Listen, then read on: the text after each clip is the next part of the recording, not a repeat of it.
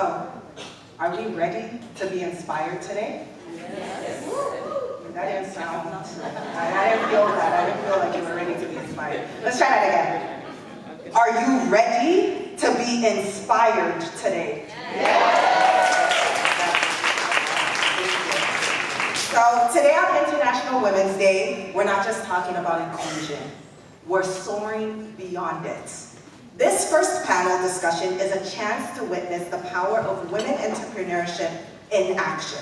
We'll hear real-life stories, groundbreaking ideas, and the journeys that shaped them. The theme is Beyond Inclusion, Empowering Women Digitally. This takes stage, and the person who's going to be moderating, we're going to be going on this captivating journey with her, is Professor Melissa Jimeno, our esteemed moderator who will guide us through the dynamic conversation. Now let's give a warm welcome to our incredible panelists, a force of nature known for driving economic development, Claire Barnett, Director of Economic Development, City of Brampton, Juliet Kigo Ume Oyindo, Founder of Whole Woman Network and Board of Director, Harrow Center for Women Enterprise, and Asil Karaman, Founder, Operations Manuv, and co-founder of Smart Gen Co. Give a warm hand of applause for our wonderful panelists and moderators. And remember, we are here to be inspired. So let's make it louder. Let's make it more encouraging. Come on.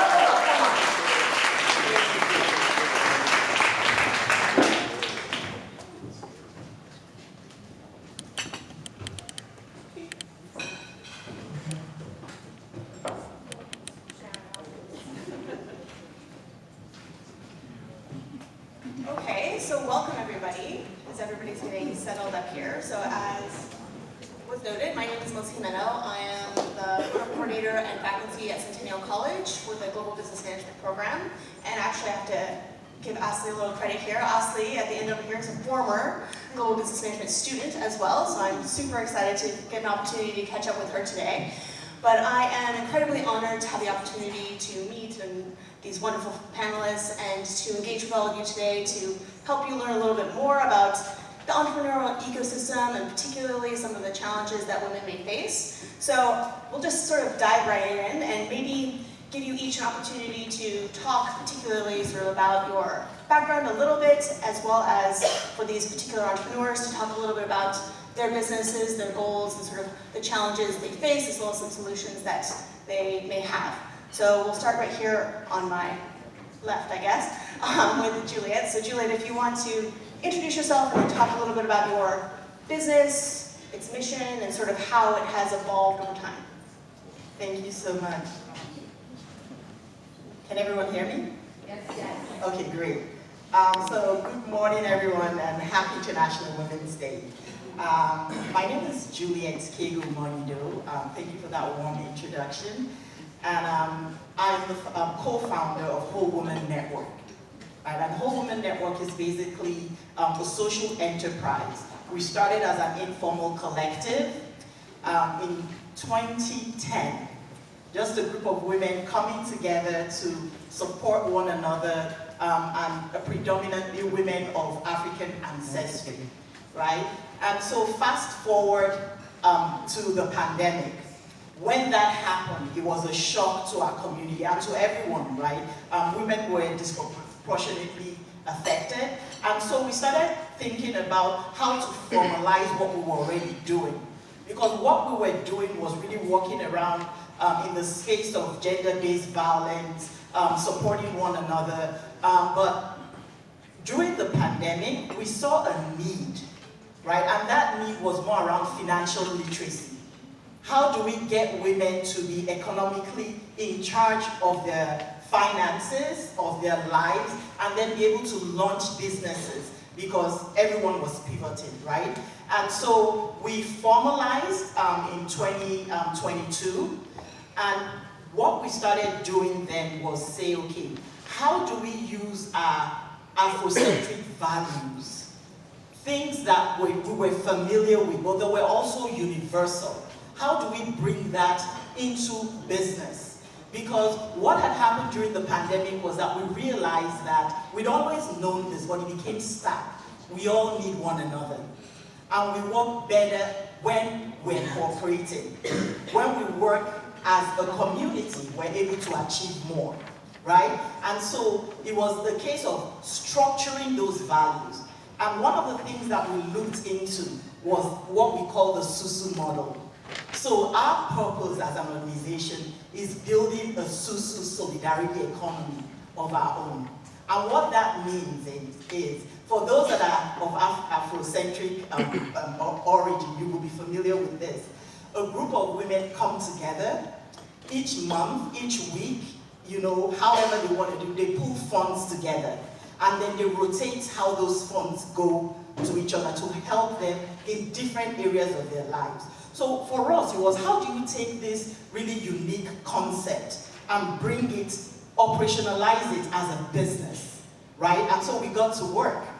And what we did was create a platform, partnered with a fintech platform called Wovio to offer this as a service. And then the SUSU became a symbol of us supporting one another, growing our businesses, and doing incredible things. Thank you.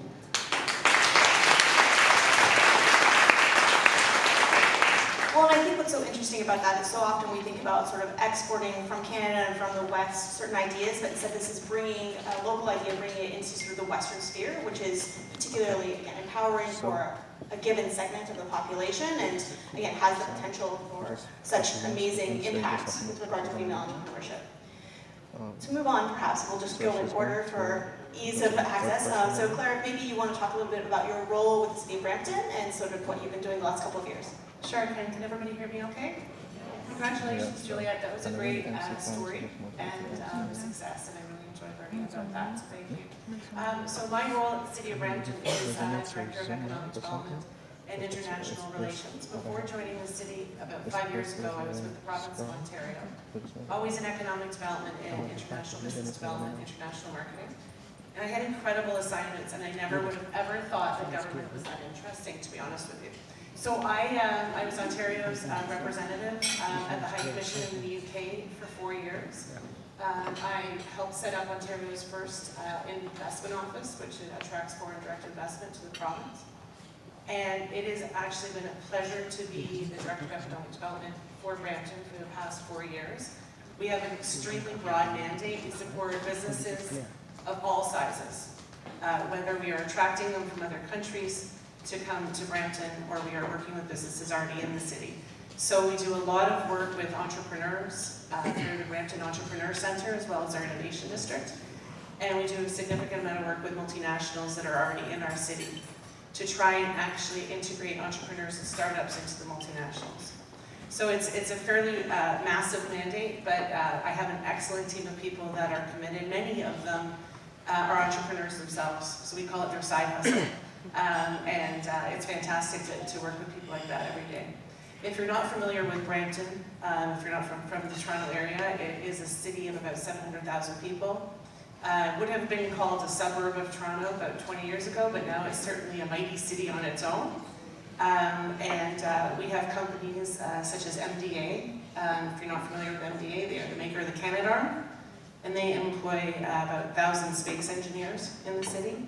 We also have Stellantis, which manufactures, they used to manufacture the Charger and Challenger, and now they're retooling for the EV revolution. So we're also working on that whole supply chain for space robotics and for the electric vehicles.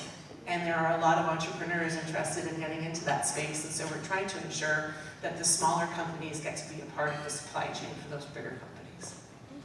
Great, thank you so much.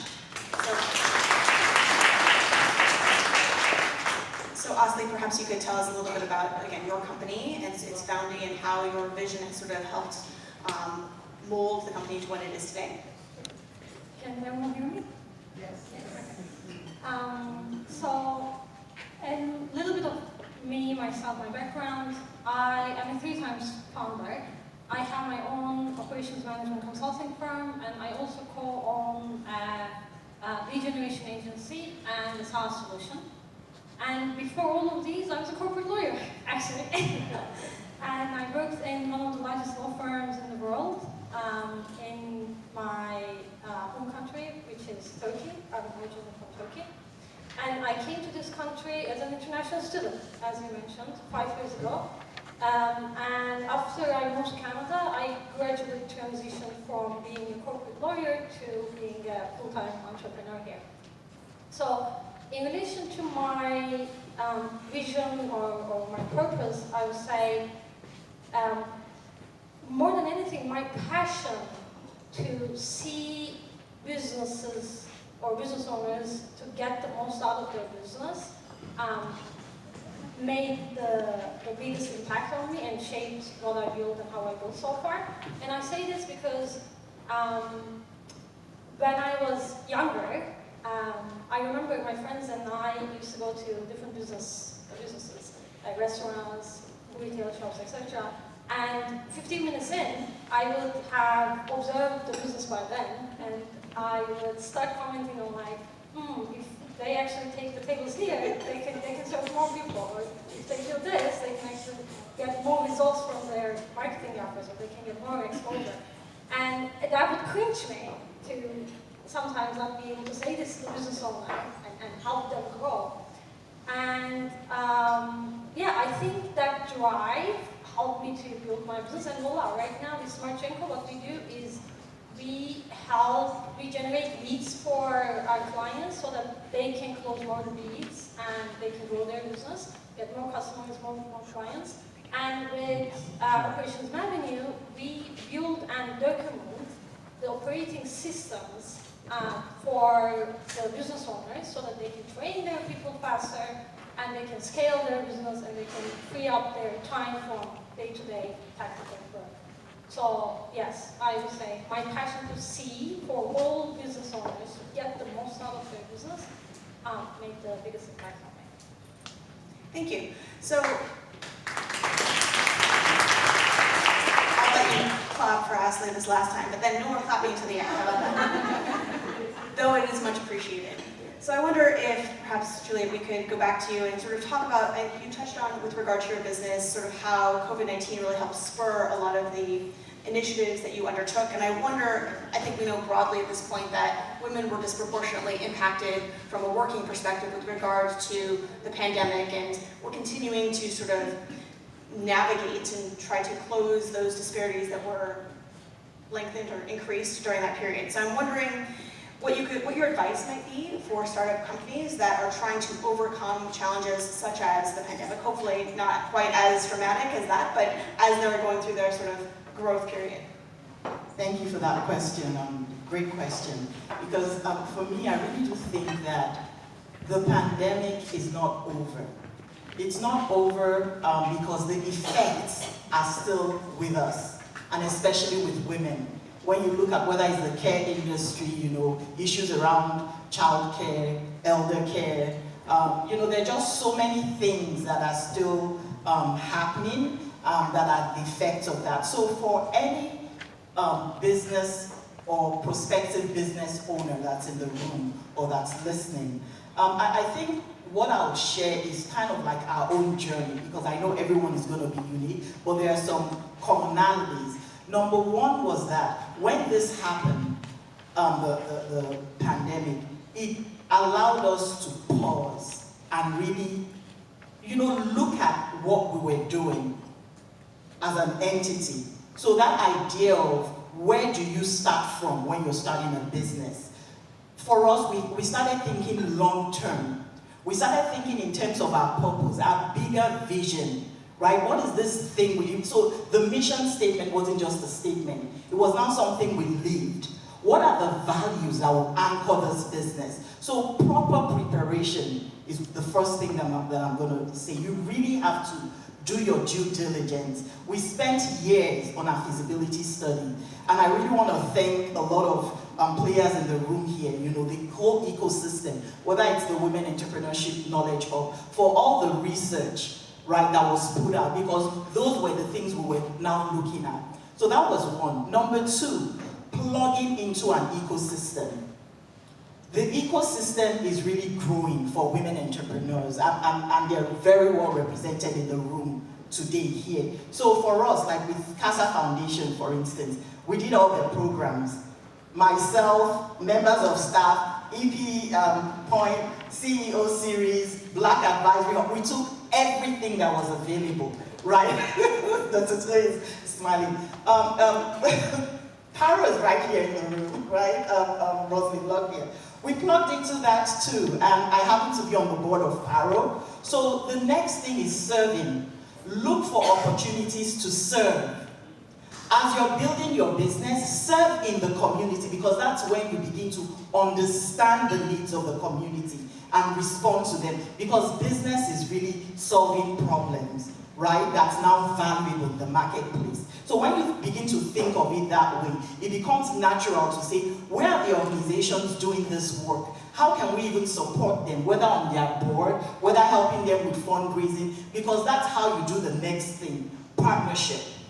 You begin to build partnerships from relationships, and it's something we do so well as women, right? That's how we are almost, I want to say, wired, right? So why don't we take this and use it well? And I mean, my time is up, but we'll probably have conversations later in the room, because there's tons of stuff to share. Thank you. Yeah, I very much like the idea. Oh, no, don't hold back. I appreciate the excitement, but no. What I was going to say was that I appreciated the fact that you noted that you took time to pause, because I think so often people get sort of in the weeds trying to tamp down fires and put out fires day by day, that they forget to reflect and go back to ultimately what was your vision and purpose, which is what you did. And then pivoting and really trying to tap into that ecosystem that you had sort of cultivated. So Asli, I wonder if I could, again, pivot to you perhaps, or throw to you kind of the same question in terms of what your advice might be for startup groups, and again, given your international studentness and the international students that I dragged here this morning, if you could potentially talk particularly about those challenges and the challenges that you maybe had as a female entrepreneur during that period as well. So I'm going to admit, the last 2 years were tough for all of us. First the pandemic, then inflation, then this psychological recession. Not technical, but psychological recession. So what kept me going, to be honest, was sheer determination, more than anything. And I noticed during my journey, whatever the decision is, when we are tiptoeing around it, the brain senses it, and it says like, okay, you're not sure about entrepreneurship? Okay, you're not sure about this idea? I'm not going to get you find the answers then. I'm not going to help you. You just tiptoe, keep tiptoeing.